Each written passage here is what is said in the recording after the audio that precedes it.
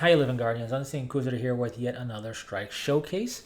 As a hero level Nightfall this time is going to be the Fallen S.A.B.E.R strike in the Cosmodrome, a Destiny 1 callback strike. This isn't a rework like Navota's Disgrace strike is to the Omnigul strike. This is straight up the Fallen S.A.B.E.R strike. Arc Surge is on, so I thought I would showcase the Arc Titan build I enjoy using currently.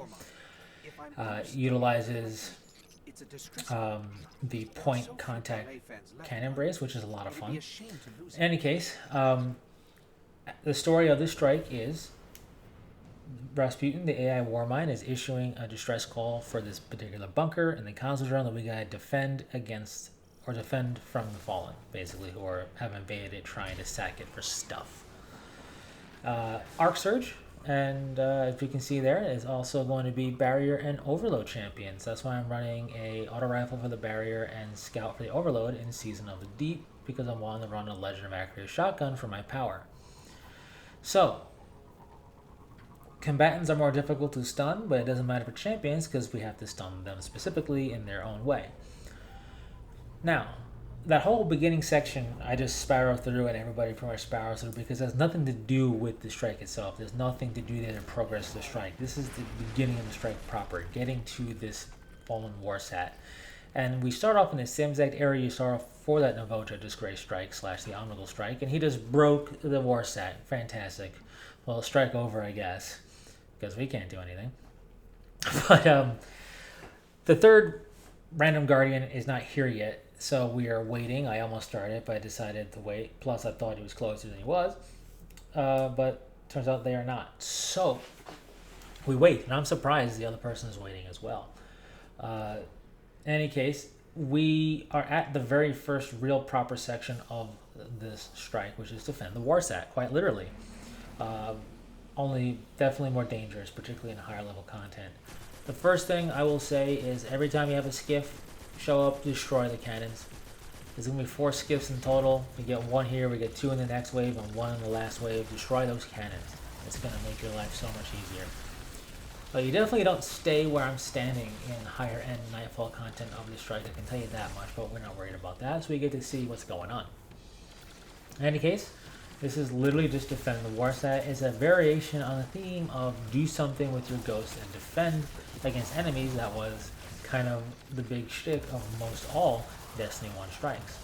So this is a real kind of just nice showcase of a Destiny 1 strike, just like the Devil's Lair is. And therefore, honestly, this strike isn't that long. One of the other kind of formulaic things of Destiny 1 strikes is have a section where your ghost is hacking or scanning or doing something and defend it, which is what we're doing here. And the other kind of formula is to have just one kind of quote-unquote tedious section, I guess you could say, or one kind of slow section. Sometimes you get 2. For the most part in Destiny 1 you got one kind of bigger slow section, which is transmatting this Warsat. Because after this we're moving and grooving for the most part. We move as fast as we can slay enemies and deposit things. So this is the only kind of hurry up and wait, forced waiting section like this. Which, as long as you have somebody staying in the circle, is transmatting the Warsat. It will not go past this until you actually transmat this Warsat, so be aware of that. In Destiny 1, it could be Fallen or Hive, but I believe it's only Fallen here in Destiny 2. So with that said, remember anti-barrier and overload is the thing. But with this build and the weapons I'm using, I have plenty of overload stun myself. And plus we have somebody using shield clip, which is also a nice alternative to help get things at least somewhat under control. So these exotic gauntlets with that particular melee is a lot of fun. I usually run Thunder Crash, but I'm running Fist of Havoc here, and it's fun. It takes a little getting used to, but it's still a viable super for sure. Anyways, once we defend that Warsat and transmat it, we get the access codes. The whole reason we did the whole Warsat section was to get the access codes to get into the bunker. Why did a Fallen want it? Probably because it's salvage. Because they're already in the bunker. That's why we're coming here. Anyways, you can use your Sparrow here, but since I'm amplified with Speed Booster, I just ran it. In here, what we have is a case of kill the everything, the strike. after the war set. What I mean by that is we are doing a whole bunch of ad clear throughout the rest of these rooms in this strike, in addition to a couple of other things, but really it's mostly ad clear. So I like hanging out in this little corner here. It blocks off a lot of things. You get to clear that out and kind of peek your head out and kill things. But really, whatever you feel most comfortable doing in this section is fine. This is mostly the same as it was in Destiny 1, because while I think it had less enemies in this particular room, this is more of a transition room, we still had what's going on here. We have to kill everything to be able to try and bypass security protocol. Why we couldn't have security bypass stuff from the war set, I don't know. In any case, what we have to do is we have to open up this vent cover.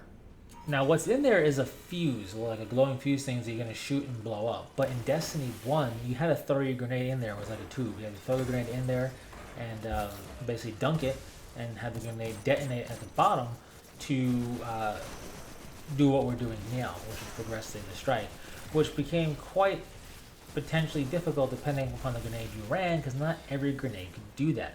So it was a little bit cumbersome, but I like this update way better and just shoot that fuse thing. But there are repercussions, and what I like about this strike that they did, and it's the same from Destiny 1, is that we have to deal with these arc nodes, or these arc streams, where we have to take a charge and put it somewhere to discharge this arc.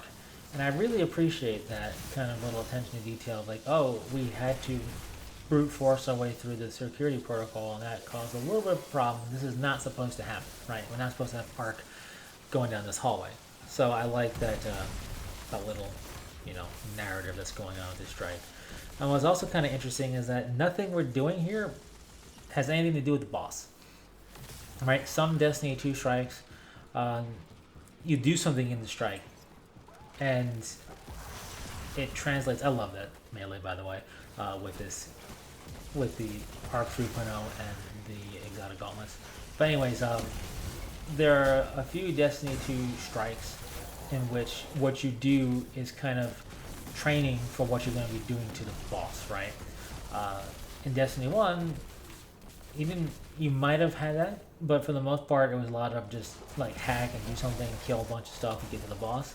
Here we're doing things in addition to killing them, but it has nothing to do with how we're going to fight the boss. So I thought that was kind of interesting.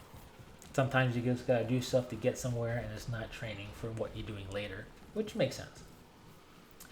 But this is the last room before the boss. So as like I said, we are moving and grooving here because there is nothing major when it comes to ad clear outside from how fast can you kill things. So obviously in higher end content, it'll take a bit longer. But even still, it is basically more of this.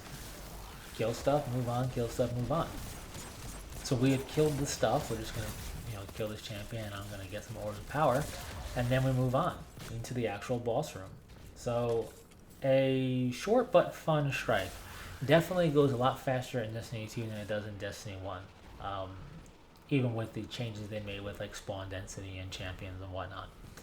Any case, there's slope jank here, just like in Mario Maker 2. As you saw right there, if you're not careful when you slide down this slope, it will kill you or fling you. I was going to say slash you, but it makes no sense. Sling you across the room at high speed, which can also kill you. I don't know why, but it does, so beware.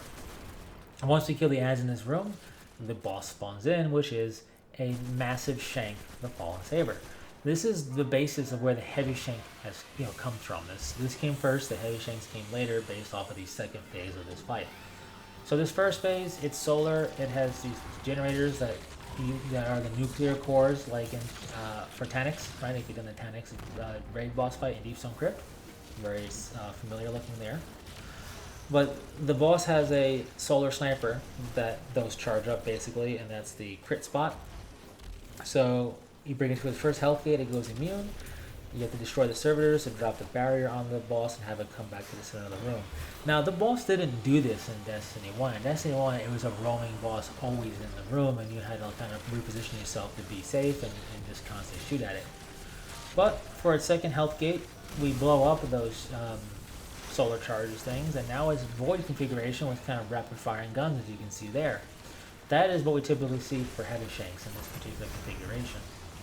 The void kind of visor looking part at the front of the shank is crit zone now. More of the same, we are going to kill off the servitors and kill off the enemies to give us breathing room. It really is just the servitors to move forward. Now there's no more immunity phase. Once he gets to the next health gating section, he's going to become Arc, where he's broken open, near death, and it's going to try and shock you to death like you see here. Just like it did in Destiny 1. Obviously you don't face tank it like this normally in higher end content. But that's the whole strike. A bit of a slow start and then rapid fire pacing. As long as you're able to kill things and progress, you go as fast as you can, which is a lot of fun. So share your thoughts on this strike. Don't forget to commend your fellow Guardians. Hit that subscribe button and be part of future conversations like this more easily. And until next time, Guardians, stay frosty.